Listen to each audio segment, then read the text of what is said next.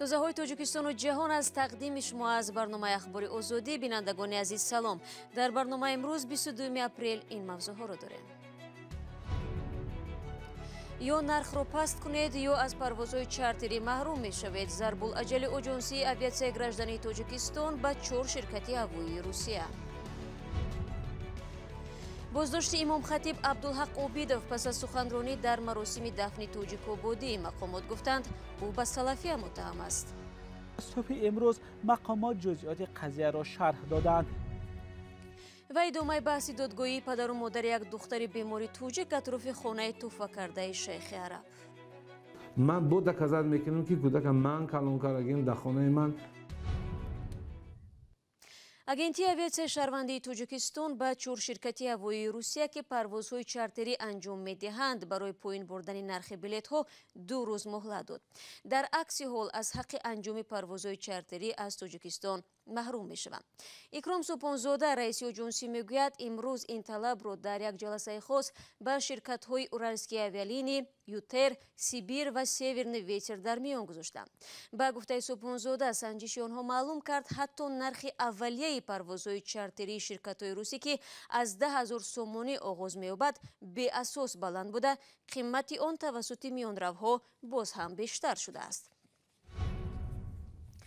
маъмурони Кумитаи давлатии амнияти миллӣ сархатиби масҷиди ҷомеаи марказии ноҳияи Шоҳмансур Абдулҳақ Обидовро боздошт карданд. Мақомот гуфтанд, ин рӯҳонӣ ҳамроҳ бо 4 нафари дигар ба пайравӣ аз ҷараёни мамнӯи салафия муттаҳам мешаванд. Назари Абдулҳақ Обидов ва пайвандонаш дар робита ба ин ҳодиса ва иттиҳоми эълоншуда дастрас нест. ҷузъиёти бештар дар гузориши Молраҷаб Юсуфӣ ва Амриддин Олимов. Абдулҳақ Обидов ё махсуми Абдулҳақ дар масҷиди пушти сари ман, масҷиди марказии ноҳияи Шоҳмансури шаҳри Душанбе имомхатиб буд. дар бораи боздошти ин рӯҳонӣ рӯзи 21 апрел сомонаи бомдод хабар дод ва субҳи имрӯз мақомот ҷузъиёти қазияро шарҳ доданд. дар хабарномае ки дафтари матбуоти Кумитаи давлатии амнияти миллӣ нашр кард омадааст, Абдулҳақ Обидов ба узвият дар ҳаракати мамнӯи салафия муттаҳам мешавад. ҳоло бо ӯ 4 нафар аз сокинони шаҳри Ваҳдат ва ноҳияи Рӯдакӣ ҳам боздошт шуданд. аз онҳо Абузар Шухиев, Абдулло Маҳмадуллоев, Азиз Турков ва Аҳмад Хоҷа Табаров ном мебаранд. мақомот гуфтанд, нисбати онҳо парвандаи ҷиноӣ боз шудааст.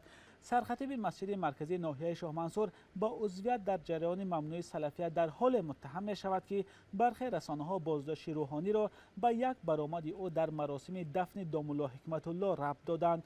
рӯзи 21 апрел сомонаи мустақили бомдод мустақар дар Прага навишт. Абдулҳақ Обидов барои суханронӣ баҳсбарангез дар маросими дафни Домулло Ҳикматулло дастгир шудааст.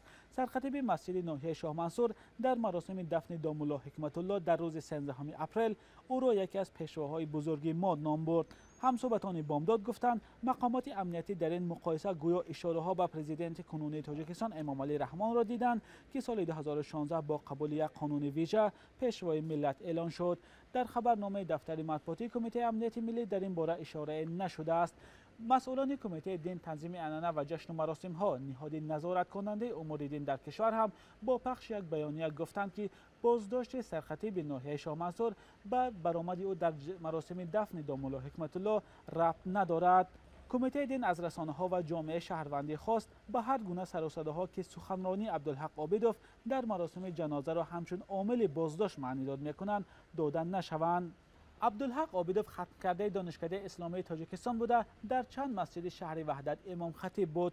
ӯро соли 2017 сархатиби масҷиди марказии ноҳияи Шоҳмансур интихоб карданд. Молраҷаб Юсуфи, Амриддин Олимов, Озодӣ, Душанбе. зимнан пайвандони Азиз Турков, яке аз боздоштшудаҳо, гуфтанд, ӯро субҳи 21 апрел аз манзили зисташ дар шаҳри Душанбе дастгир карданд. ба нақли онҳо манзили зисташро тафтиш намуданд ва ҳар китобе ки пайдо карданд бо худ бурданд. аксари боздоштшудаҳо ба ҳам риштаи хештаборӣ доранд. онҳо гуфтанд ки мақомот хонаи чанд наздики дигарашонро низ ҷустуҷӯ намуданд. یک کمیسیه آمریکا روز چهارشنبه توصیه داده است که حکومت این کشور تاجیکستان را همچنان در رویخط کشورهای محدود کننده آزادی‌های دینی نگه دارد، چون مناسبت آن با دینداران و اقلیت‌های دینی چندان تغییر نکرده است. کمیسیه آمریکا برای آزادی‌های بین‌المللی دینی در گزارشی که روز 21 اپریل نشر کرد گفته است حکومت تاجیکستان سال 2020 نیز نگذاشت که افراد اعتقادمند آزادانه از حقوق خود برای آزادی دین بهره برند. همکارم میرزانبی خالقزاد این گزارش رو پیگیری داشت و حالا با ما در استودیو است. درود بر شما. خوب، در این گزارش دقیقاً درباره آزادی‌های دینی در تاجیکستان چی گفته شده است؟ ببینید، اقلیت‌های مذهبی تمام ادیان زیر فشار بودند و بخصوص پیروان جریان سلفیه که در تاجیکستان یک جریان افراطی و ممنوع اعلام شده است. در این گزارش که هر سال نشر می شود آمده است در تاجیکستان هر آیین و یا قاعده دینی را که حکومت مخالف به ارزش‌های مذهبی حنفی می شمارد خارجی نامیده و آنهایی را که این گونه آیین‌ها را اجرا می کنند جزا می دهد. و در گزارش آمده است که سرکوب آزادی‌های دینی در تاجیکستان از سالهای پیش ادامه داشت و حکومت از سال 2017 بیشتر از 2000 مسجد را که به گفته مقامات ثبت رسمی نداشتند به چایخانه و مکتب و دیگر مؤسسه‌های دولتی تبدیل داده است. عین زمان در گزارش سالانه این کمیسیه آمده است که حکومت تاجیکستان با نگرانی از افزایش گرفتن تندگرایی مذهبی در عموم آزادی‌های دینی را محدود کرده است که این برعکس عقیده‌های افراطی و تندگرایی دینی را زیاد می‌کند و بر ضرر کشور بوده است. خب، با شما گفتید کمیسیه توصیه داده است که تاجیکستان در رویخط کشورهای محدود کننده حقوق دینی نگه داشته شود. این برای کشور چی معنی دارد؟ بن انشاءالله پیش از جواب به این سوال شما میخوام واضح کنم که کمیسیه آمریکا برای آزادی‌های بین المللی دینی یک نهاد مستقل است که آزادی‌های دینی در جهان را نظارت میکند و به حکومت آمریکا توصیه میدهد سیاست‌هاش را با شریکان و دیگر کشورها چگونه پیش برد، تنظیم کند. فهرستی که تاجیکستان سال پنجم است در آن شامل می شود رویخط کشورهای مورد نگرانی خاص است و جای آن کشورهایی است که وضع آزادی‌های دینی در آنها بد است. کمیسیون واقعا توصیه هم داده است که آمریکا بر ضد آن مؤسسه و یا افرادی که حقوق دینی مردم را زیر پا می کند فشار می آورد، تحریم جاری نماید و از دسترسی به حساب بانکی و یا مالکیت اگر در آمریکا دارند محروم کند. واقعا گزارش همین شام دیروز نشر شد و آیا واکنشی از مقامات رسمی تاجیکستان هست؟ تا به حال چیزی گفتن در این باره؟ بله انشاءالله واقعا دسترسی ما شد. ما به افشین مقیم سخنگوی کمیته دین مراجعت کردیم و او پاسخ کتبی به ما فرستاده است که این را اینجا دقیقاً برای بیننده ها میخوانم. چنین شیوه بهادی یک ذیل به سطح آزادی دینی در کشور ما منصفانه به نظر نمی رسد. نمونه برجسته همزیستی دینی و مذهبی که در جامعه تاجیکستان دیده می شود شاید ما حتی در بعضی از کشورهای پیشرفته شاهدی آن نگردیم. این است پاسخ کمیته دین. در واقع سال گذشته وزارت امور خارجه تاجیکستان با عصبانیت به یک گزارش وزارت امور خارجه آمریکا درباره حقوق انسان در کشور واکنش نشان داد که در آن هم حکومت تاجیکستان را برای به احترامی به حقوق دینی مردم تنقید کردند. وزارت گفت که تاجیکستان چون عضو کامل حقوق جامعه جهانی اکثر پیمانهای بین المللی در ساحه حقوق انسان را به تصویب رسانیده عهده‌داری‌های بین المللی خود را در چارچوب آن سندها به مسئولیت اجرا می نماید. تشکر زیاد و تشکر که این صحبت را با ما کردید. دادگاه عالی تاجیکستان حکم دو دادگاه دیگر را که به یک مرد حق زندگی در خانه ҳамсари собиқ را در دوشنبه داده بود بکار نمود. رادیو آزادی در اول ماه گذشته ضمن شکایت فرشته غنی و گزارش داد که این زن از پیوسته به نفع شوهر собиқаш حل شدن بحث دادگاهی اعتراض داشت و می گفت حق زندگی در منزل توفه شده به دخترش را ندارد، زیرا در لحظه های وزنین اویله را ترک کرده بود. سروینوزی روح‌الله موضوع ادامه می‌دهد. دادگاه عالی تاجیکستان حکم دادگاه ناحیه سینا و شهر دوشنبه را که به یک مرد حق زندگی در خانه ҳамсари собиқ را داده بود بکار کرد. دادگاه عالی پرونده را برای بازبینی به دادگاه ناحیه سینا برگرداند. سفر محمداللهیف ساکنی 55 ساله ناحیه قبادیان از کمترین مردان تاجیک بود که دادگاه او را در منزل ҳамсари собиқаш مسکون کرد.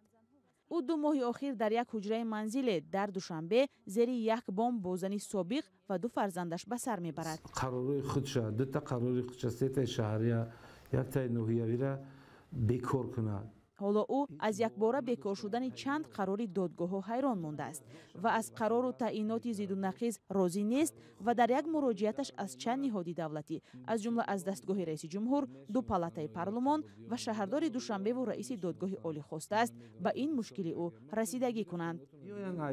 аппарати президент бия манам файрод кунам, маям файрод кунам, бо якта вай шавад мисол суди олӣ дар судиҳои олӣ қатъи бишинем мисол ман бо доказат мекунам ки кӯдакам ман калон карагем дар хонаи ман 2 рӯз пеш ай хонаи тоҳфакардаи шайх муҳаммад 2 рӯз пеш ай ҳамин мо ақабодиён кӯчидем омадем.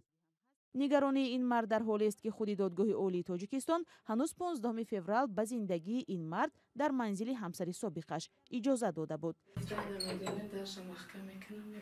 радиои озодӣ дар аввали моҳи гузашта зимни шикояти фаришта ғаниева ҳамсари собиқи маҳмадуллоев гузориш дода буд ки ин зан аз пайваста ба нафъи шавҳари собиқаш ҳал шудани баҳси додгоҳӣ эътироз дошт ва мегуфт шавҳари пешинаш ҳаққи зиндагӣ дар манзили туҳфашуда ба духтарашро надорад, чун дар лаҳзаҳои вазнин оиларо тарк карда буд. хонаро ба духтари 9-солаи хонадон амири Дубай шайх Муҳаммад бин Рошид туҳфа кардааст. хона 3 ҳуҷра дорад ва бо қарори додгоҳ яке аз онҳо ба ин мард дода шудааст. фаришта ғаниева ки бо Сафар Маҳмадуллоев 10 сол зиста аз ӯ 2 фарзанд дорад, мегӯяд шавҳараш дар давраи сахти зиндагӣ ва бемории духтараш онҳоро тарк кардаву кӯмаке накард ва ҳаққи зиндагӣ дар ин хонаро надорад. ғаниева мегӯяд ҳарчанд тамоми мурофиаҳои додгоҳӣ ба нафъи шавҳари собиқаш анҷом шуд, аммо далелҳои нав дар парванда боиси бекор шудани чанд қарори додгоҳ гардид. имрӯз пайравони тоҷикистони Владимир Ленин зодрӯзи доияшонро пешвоз мегиранд. ҷо ёдоварист ки солҳои босозии шӯравӣ ва соҳиб истиқлолии Тоҷикистон даҳҳо ҳайкали Ленин барчидаву маҳв гардиданд, вале дар ноҳияи Муъминобод пайкараи Ленин боқӣ мондааст ва Маҳмудҷон Раҳматзода дар ин бора гузориш медиҳад. охирин пайкараи аввалин асосгузори давлати социалистӣ дар ҷаҳон Владимир Ленин дар маркази ноҳияи Муъминобод дар ҷануби Тоҷикистон ҳифз шудааст. ин ноҳия дар замони шӯравӣ ноҳияи Ленин ном дошт. пайкараи Ленин дар рӯбарӯи бинои раиси ноҳия қарор дорад. мақомот дар Муъминобод мегӯяд то замони ноҳия вуҷуд дорад муҷассамаи Ленин ҳифз хоҳад шуд. лутфия шарифзода раиси ноҳияи Муъминобод гуфт пайкараи Ленин ба касе на тангӣ ва на зарар овардааст. ҳайкали Ленин то рӯзе ки Муъминобод ҳаст, ҳайкали Ленин нигоҳдорӣ карда мешавад. дар рӯзи таваллуди Ленин дар пояи ҳайкали Ленин гулчан баргузошта мешавад, хотираи ӯ посдошта мешавад, ӯ як гирдаш бо обод карда мешавад. раиси Муъминобод барчида нашудани муҷассамаи Ленин дар Муъминободро гуфт бо вуҷуди аъзои ҳизби халқии демократии Тоҷикистон будан нони шӯравиро хӯрда бузург шудааст. соли 2014 ҳукумати ноҳияи Темурмалик барои тармиму бозсозии муҷассамаи Ленин $1500 сарф карда буд. муҷассамаи Ленин ҳам дар ноҳияи Темурмалик дар паҳлӯи бинои раиси ноҳия қарор дошт. ҳоло он муҷассама барчида шуда дар ҷои он майдони нишон дуруст карда истодаанд.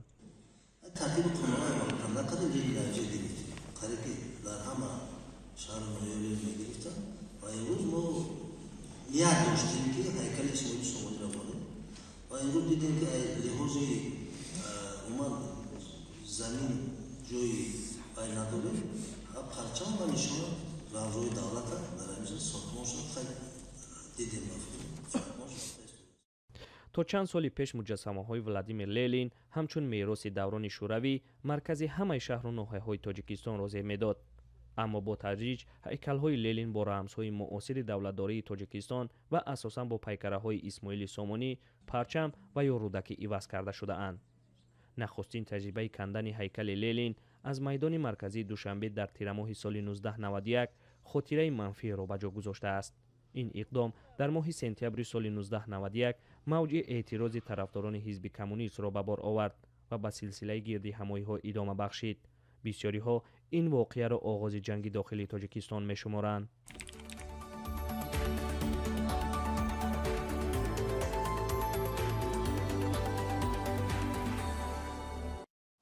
ахбори озодӣ инҷо ба поён мерасад. ташаккур ки моро ҳамроҳ будед. фаромӯш накунед фардо шуморо бозам мунтазирем. дар ҳамин ҷо бо хабарои тоза худро эҳтиёт кунед ва худо нигаҳдори ҳар як шумо.